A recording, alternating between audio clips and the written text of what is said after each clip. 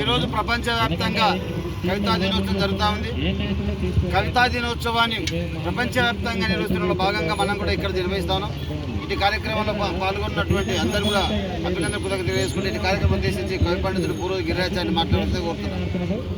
ఈరోజు మార్చి 21 ప్రపంచ కవితా దినోత్సవం సందర్భంగా వనపర్తి పాలిటెక్నిక్ కళాశాల మైదానంలో ఈ కార్యక్రమాన్ని నిర్వహిస్తున్న ప్రియమిత్రులు రాజారాం ప్రకాష్ సార్ గారు, అలాగే సామాజిక నాయకుడు గంధం నాగరాజు గారు ఈ కార్యక్రమానికి చేసిన అందరికీ స్వాగతం పలుకుతూ ప్రపంచ కవితా దినోత్సవం మార్చి 21 దీన్నే వరల్డ్ పోయట్రీ డే అని కూడా అంటాం. అంటే ప్రపంచ కవితా దినోత్సవ సందర్భంగా యునెస్కో ఐక్యరాజ్య సమితి అంతర్జాతీయ విద్యా వైజ్ఞానిక మరియు సాంస్కృతిక సంస్థ United nation education scientific culture society ఆ సంస్థ 1999లో మార్చి 21ని అంతర్జాతీయ కవితా దినోత్సవంగా నిర్వహించుకోవాలని చెప్పి ఈ సందర్భంగా కవిత్వాన్ని సమాజానికి చేరువ చేయడానికి ఈరోజు అంతర్జాతీయంగా వివిధ కార్యక్రమాలు ప్రపంచవ్యాప్తంగా నిర్వహిస్తారు. కవితా కార్యక్రమాలు, కవితా గోష్ఠులు. మన భారతదేశంలో తీసుకుంటే పూర్వము కవులను, కళాకారులను, కావ్యాలను గౌరవించే రాజులున్నారు వారసత్వంగా. కానీ పాశ్చాత్య దేశాల్లో ఈ సంస్కృతి లేదు. 18వ శతాబ్దంలో రోమన్ కవి విర్రీనా పేరున అక్టోబర్లో అప్పట్లో 18వ శతాబ్దంలో కవితా దినోత్సవాలు నిర్వహించుకునేవారు.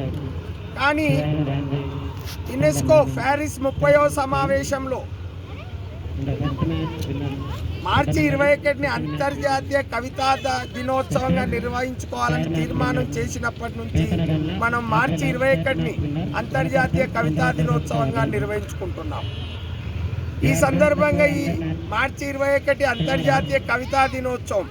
కవిత అంటే ప్రజలకు చేరువగా ఉండేది. ప్రజల మనోభావాలను, కవి అంతర్గత భావాలను సామాజిక, శాస్త్రీయ, హేతువాద, ఆధ్యాత్మిక, నైతిక దృష్టితో, పద పొందికతో, అక్షర పొందికతో ఒక వాక్య నిర్మాణాన్ని కవిత అనొచ్చు. అందుకే కవిగాంచని చోటు రవిగాంచను అంటాడు. అంటే రవిగాంచని చోటు కవిగాంచును. అంటే కవి అంతర్దృష్టితో చూస్తాడు. సూర్యుని కిరణాలు అన్ని ప్రదేశాల్లో ప్రవేశించవు, కానీ కవి హృదయం అన్ని ప్రదేశాల్లోకి ప్రవేశిస్తుంది.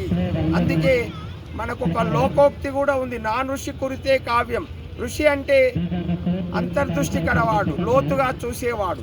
కవి కూడా ప్రతి సమస్యను లోతుగా చూసి పరిశీలించి అవగాహన చేసుకొని పదబొద్దికతో అలంకారబద్ధంగా ఛందోబద్ధంగా ఆనాడు రాస్తే ఈనాడు మాత్రా ఛందస్సులో పదపొందికతో కవితలు రాస్తున్నారు.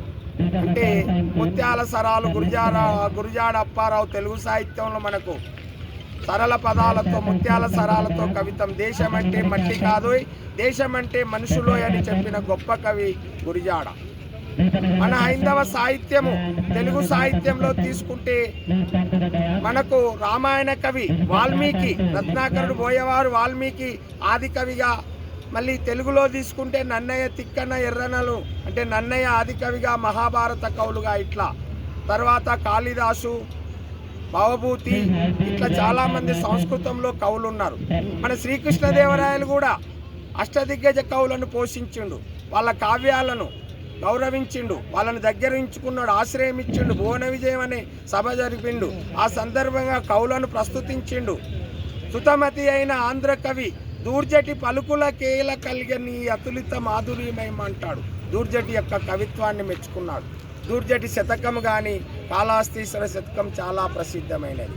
ఆయన రాజుల్ మత్తుల్ నరకప్రాయంబు వారి సేవ అంటాడు. కనుక ఇట్లా చెప్పుకుంటూ పోతే చాలామంది కవులు మనం తీసుకుంటే తెలుగు సాహిత్యంలో అభ్యుదయ కవులు, విరసం అంటే విప్లవ కవులు, వీళ్ళ కవిత్వం, దిగంబర కవులు, వివిధ శాఖలు కవిత్వంలో ఉన్నాయి.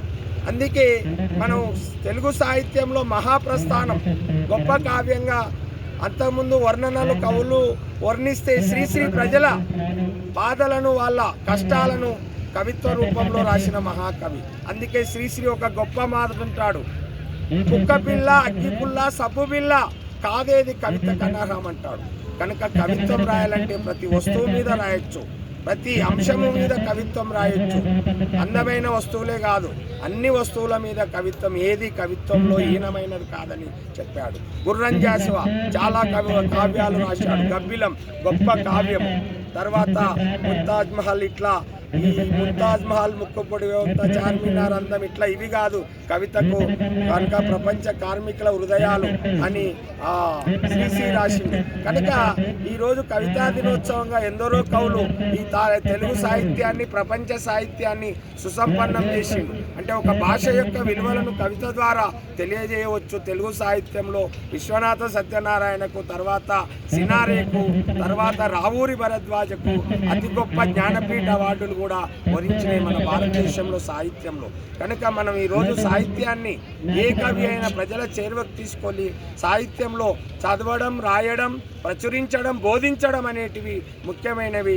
మన తెలంగాణ భాషా సాంస్కృతిక శాఖ కూడా 2017లో రవీంద్ర భారతిలో ఈ పరిమళం ఎక్కడిదో అని ఒక కవితా సంపుటిని విడుదల చేసి 87 మంది కవులకు సన్మానం చేసింది. కనుక ఈరోజు కవులను, కళాకారులను సన్మానించుకోవడం మనం ప్రపంచ కవితా దినోత్సవం సందర్భంగా ముఖ్యమైన అంశమని తెలియజేస్తూ ముగిస్తున్నాం. వర్ధిల్లాలి ప్రజా పోరాటాలు, వర్ధిల్లాలి వర్ధిల్లాలి ప్రజల కవిత్వం, వర్ధిల్లాలి వర్ధిల్లాలి ప్రజల కవిత్వం. వర్ధిల్లాలి.